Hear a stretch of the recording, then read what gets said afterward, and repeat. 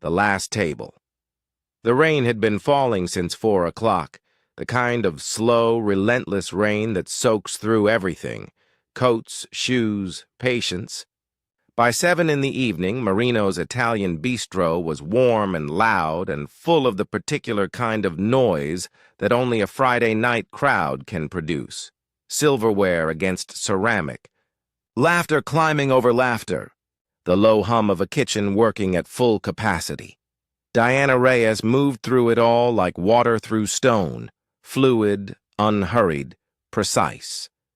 She had been working this floor for 10 years, and it showed not in her face, which was still young and smooth, but in her feet, which ached quietly from years of tile, and in her eyes, which could read a table in 3 seconds flat. She knew who needed more bread without being asked.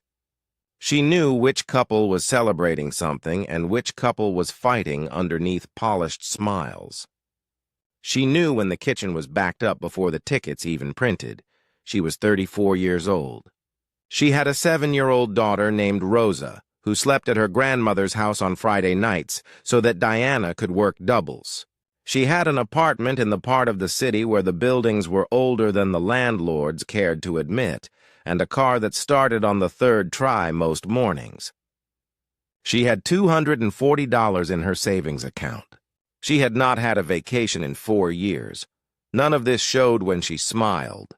Her smile was the kind that made people feel, genuinely and without affectation, that they were the most important people in the room. It was 7:40 when the door opened and the old man walked in. He was perhaps 70, perhaps older, the kind of age that settles into a person so completely that it becomes impossible to guess. He wore a gray coat that had once been expensive and was now simply old, the fabric gone soft at the elbows and collar. His shoes were wet through. He carried a plastic shopping bag in one hand, the nylon kind, the ones that cut into your fingers, and he stood in the doorway for a moment, blinking against the warmth and the light, looking like a man who had walked a very long way and was not entirely sure he had arrived at the right place. The hostess, a 22-year-old named Kelsey, whose primary qualification for the job was that she photographed well, looked up from behind her podium and assessed him in approximately 1 second. Her expression did not change, but something behind her eyes shifted. The particular calculus of a person deciding how to manage an inconvenience. "Do you have a reservation?" Kelsey asked, already knowing the answer. "No," the old man said. "I was hoping just a cup of tea, perhaps. And to get out of the rain for a moment. We're fully booked tonight," Kelsey said. This was not entirely true. There were 2 tables in the back that had been empty for 40 minutes. But they were reserved, technically, for a party of 6 that had called ahead, and Kelsey had already decided this man was not the kind of customer Marino's was meant for. "I'm sorry," she added, in a tone that was not sorry at all. The old man nodded slowly. He did not argue. He did not seem surprised. He turned to leave. Diana had watched the exchange from across the room. She had been refilling a water glass at table 9, and she set the pitcher down and crossed the floor in 12 steps. "Sir," she said. The old man turned. "We have a small table near the kitchen," Diana said. "It's a little noisy, but it's dry. Would that work?" Kelsey opened her mouth. Diana did not look at her. "Follow me," Diana said. And she led the old man to the table she meant, a 2-top tucked beside the service corridor. The table that no one ever wanted because of the draft from the kitchen door and the constant traffic of servers moving past. She pulled out the chair for him and waited until he had settled himself before she spoke again. "Tea?" "Please," the old man said. He set his plastic bag carefully under the table, against his feet. His hands, Diana noticed, were shaking slightly, the fine tremor of cold or age or both. "Have you eaten today?" Diana asked. The question surprised him. He looked up at her. "I had breakfast," he said, After a pause that was a beat too long, Diana nodded. She went to the kitchen and she put in an order for tea and for the soup, the minestrone, which was made fresh that afternoon and was thick and good, and she paid for the soup herself from the tips in her apron pocket.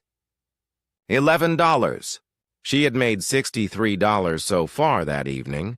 She brought the tea first, and then the bread basket from a table that had just been cleared, and then the soup. The old man looked at the bowl for a moment without speaking. "I didn't order this," he said. "No," Diana said. "It's on the house. This was not true either." But some truths are less important than others. The old man ate slowly and with great attention, the way people eat when food has recently become something they think about rather than take for granted. Diana checked on him twice between her other tables. The second time, she brought a second piece of bread without being asked. He thanked her with a gravity that was out of proportion to the gesture, the way people say thank you when they mean something larger than the words. It was at this point that Vincent Caruso walked out of his office. Vince, as everyone called him, though not to his face, where it was always Mr. Caruso, was the general manager of Marino's. He was 47, compact and tight-jawed, with the energy of a man who had confused tension for competence. He had managed the restaurant for 6 years and had turned it from a middling neighborhood spot into something that appeared occasionally in the food section of the city paper. And he was proud of this in the way that small men are proud of small kingdoms. He watched his numbers with the devotion of a man who believed. That margin was morality. He saw the old man at the corner table before. He saw anything else. He crossed the floor with the kind of controlled speed that is designed to look casual and isn't. Diana. His voice was low. A management voice, pitched to be heard by her and no one else, which is to say pitched to be heard by everyone nearby. "What is this?" "A customer," Diana said. "He came in out of the rain. He doesn't have a reservation. The table was empty. The table was held." Vince looked at the soup bowl, the bread basket, the tea. His jaw tightened. "Did he order all of this?" Diana said nothing. "Did he order all of this?" Vince repeated. "I brought him something to eat," Diana said. "He was cold and he hadn't eaten." Vince looked at her for a long moment. Then he looked at the old man who had set down his spoon and was watching this exchange with an expression of quiet attention, neither embarrassed nor alarmed, simply watching, the way a person watches something they have seen before. "Sir," Vince said, turning to him, "I'm going to have to ask you to settle up and head out. We have reserved tables for the evening and we need this space." "Of course," the old man said. He reached into the pocket of his coat. "It's already taken care of," Diana said. Vince turned back to her. His voice dropped another register. "My office. Now." The old man looked at Diana. "You don't have to—" "It's fine," Diana said, and she smiled at him, the real one, the one that meant it. "Finish your soup. It'll get cold." Vince's office was a narrow room behind the kitchen with a desk, a monitor, and a wall covered in scheduling charts. He closed the door behind them, which Diana knew meant the conversation was going to be bad. 10 years, he said, which was not what she expected him to open with. 10 years, she agreed. 10 years I have watched you be the best server on this floor. You know this place better than half the kitchen staff. You know the regulars by name, by table, by order. You are genuinely the best I have." He paused. "And in 10 years I have also watched you do this thing you do, where you decide that the rules of this establishment are optional for you when you feel sorry for someone." He was hungry, Diana said. "This is not a shelter," Vince said. "This is a business. A business I have spent 6 years building. Tonight, we have a 92% occupancy, a full bar, and a kitchen that is running at capacity. Tonight is not the night for your charity, Diana. Tonight is not any night for your charity. Not in my restaurant. I paid for the soup myself. That's not the point. Then what is the point?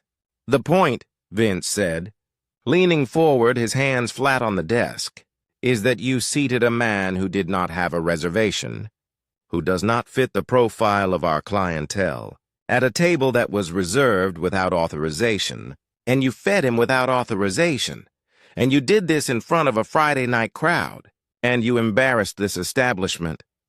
I don't think anyone noticed. I noticed. The room was quiet for a moment. I'm sorry, Diana said, because she was, not for what she had done, but for the fact that she had known it would come to this and had done it anyway, which meant she had made a choice. And choices have weight. I'm letting you go, Vince said. Diana looked at him. Effective tonight, he said. I'll have your final check processed by end of week. Vince, I'm sorry, Diana. He did not look sorry. He looked like a man who had decided something and was now performing the ceremony of it. This is a business decision. I can't have servers who go off script at the worst possible times. I need people I can trust to follow the model. He paused. You're a remarkable server. You'll find something else quickly. Diana stood for a moment, her hands at her sides. She thought about Rosa, asleep at her grandmother's. She thought about the $240. She thought about the car that started on the third try. She took off her apron and folded it over the back of the chair and walked out. The old man was gone. He had left the napkin folded neatly on the table, and the bowl was empty, and there was something tucked under the edge of the saucer. A business card, plain white, with no logo and no title. Just a name and a phone number written by hand in small, careful letters. Raymond Park. Diana picked it up and looked at it for a moment. Then she put it in her pocket and went to get her coat. She did not call the number that night or the next morning. She was too tired and too angry, and she did not believe in miracles as a general rule, and a stranger's business card felt like neither. She called her mother and explained the situation in the flat. Matter-of-fact tone she had learned to use for disasters. Because Rosa was in the next room and Diana had made a decision, years ago, that her daughter would not grow up with the sound of her mother being afraid. She called the unemployment office and listened to the automated menu for 12 minutes. She updated her resume, which she had not looked at since the last time Vince had fired someone else, and she had briefly wondered if she was next. On the third day, she called the number. It rang twice. Ms. Reyes, said a voice, a woman's voice, calm and professional. Mr. Park has been expecting your call. Are you available to come in tomorrow? The address was a building in the financial district, the kind of building that communicates its seriousness through restraint. No sign outside, just a number. The lobby was marble and understated, and there was a receptionist who knew Diana's name before she said it and brought her immediately to a conference room on the 14th floor with a view of the city laid out, below like a circuit board. She waited for 7 minutes. Then the door opened. The old man from the restaurant walked in. He was wearing the same gray coat, or perhaps a different one of the same quality, and he moved with the same unhurried deliberateness, and he sat down across from her and folded his hands on the table. Thank you for coming, Raymond Park said. Diana looked at him. You were testing me, she said. It was not an accusation. It was simply the sentence that fit the facts. Raymond Park considered this. I was having dinner, he said. Or I was attempting to. I was in that neighborhood because I had a meeting nearby and I was hungry and the rain was unpleasant. He paused. I have found over many years that the way people treat strangers tells you more about them than the way they treat clients. How many restaurants did it take? Diana asked. Something moved in his face, not quite a smile, but close. 3, he said. You were the third. Raymond Park, Diana would come to understand over the following days, was not a man who appeared in newspapers. He did not attend industry events or accept awards or grant interviews. His name appeared in corporate filings and in the architectural records of 14 restaurant properties across the city, and in the personal address books of a small number of lawyers and accountants, and essentially nowhere else. He had come to the restaurant business the way some people come to the sea, sideways, through a series of decisions that were each individually logical and collectively surprising. He had made his first money in logistics, his second in commercial real estate, and had spent the last 15 years as what he called, with deliberate plainness, a silent partner. He owned the properties. He found operators. He stayed out of the way, except when he didn't. He had been a silent partner in Marino's for 4 years. Vince Caruso did not know this. The ownership structure ran through 2 holding companies, and Vince, who was meticulous about margins and staffing ratios, had never seen reason to look too carefully at who, exactly, was signing the lease. Raymond explained all of this to Diana in the same quiet, measured way he might have explained a dinner menu, clearly, without drama, laying out the facts in sequence. Diana listened. She had a gift for listening that she had always thought of as simply paying attention, but which was, in fact, something rarer. "What I would like to offer you," Raymond said, when he had finished, "is the management of a new location. We are opening a second property, smaller than Marino's, 38 covers, focus on quality over volume. I would like someone to run it who understands what a restaurant is actually for." Diana was quiet for a moment. "I don't have management experience," she said. "You have 10 years of watching. Management make decisions," Raymond said. "In my experience, that is more useful." "Why me?" Diana asked.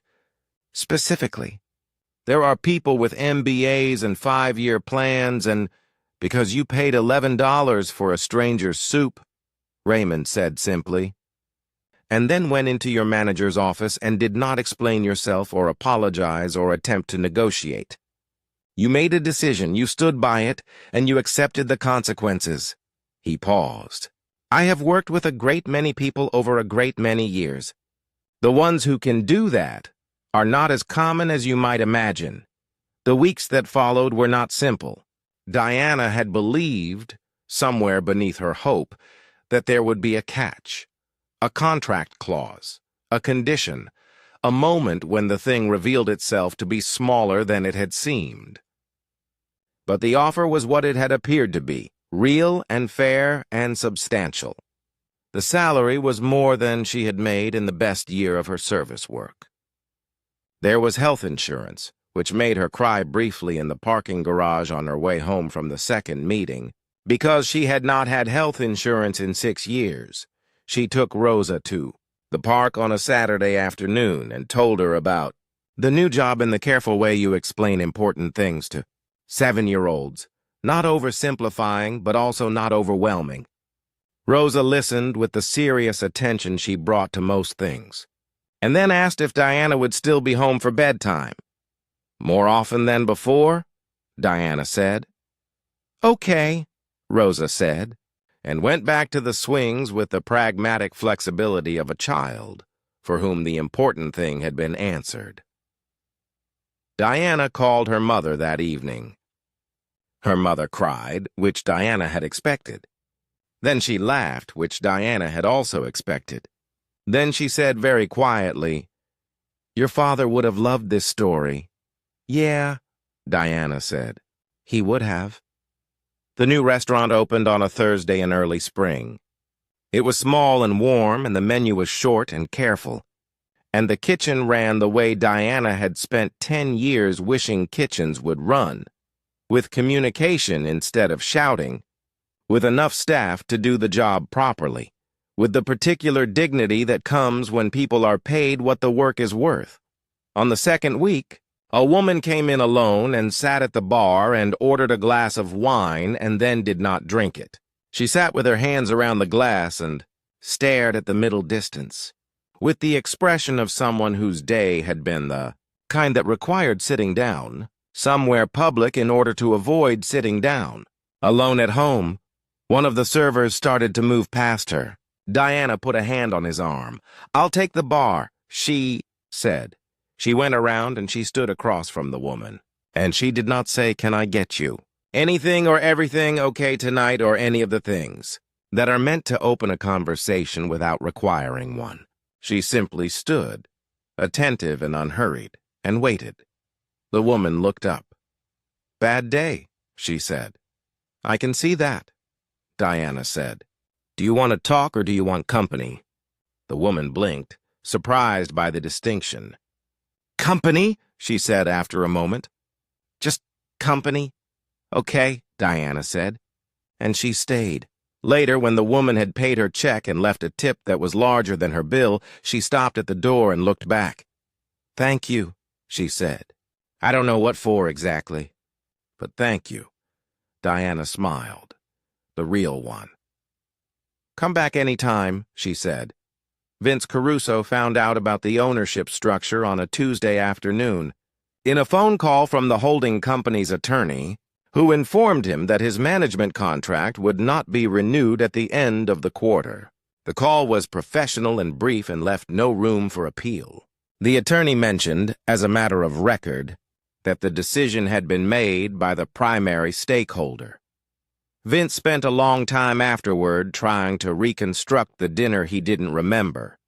The old man in the wet coat, the corner table, the soup he hadn't authorized. He remembered being irritated by something that evening. He could not remember the specifics. He remembered firing Diana. He sat at his desk in the narrow office with the scheduling charts on the wall, and he did the math of the evening. The $11 soup. The cost of a table for 40 minutes. The marginal impact on a Friday night doing 92% occupancy. And he could not make the numbers tell him that what he had done made sense. The numbers, which he had trusted for 6 years to tell him everything that mattered, sat there and said nothing. Raymond Park came to the new restaurant once, on a Wednesday night in the 3rd month. He sat at the small table near the window, the one with the view of the street, where the light was good in the evening, and he ordered the soup, which was different from the Marino's soup, but was made the same way, carefully, with attention, from things that were fresh. Diana brought it herself. He looked up at her. "Is it everything you thought?" he asked. Diana considered the question seriously, the way she considered everything. "It's harder," she said. "And better," Raymond nodded slowly. He picked up the spoon. "That's usually how it goes," he said. Outside it had started to rain.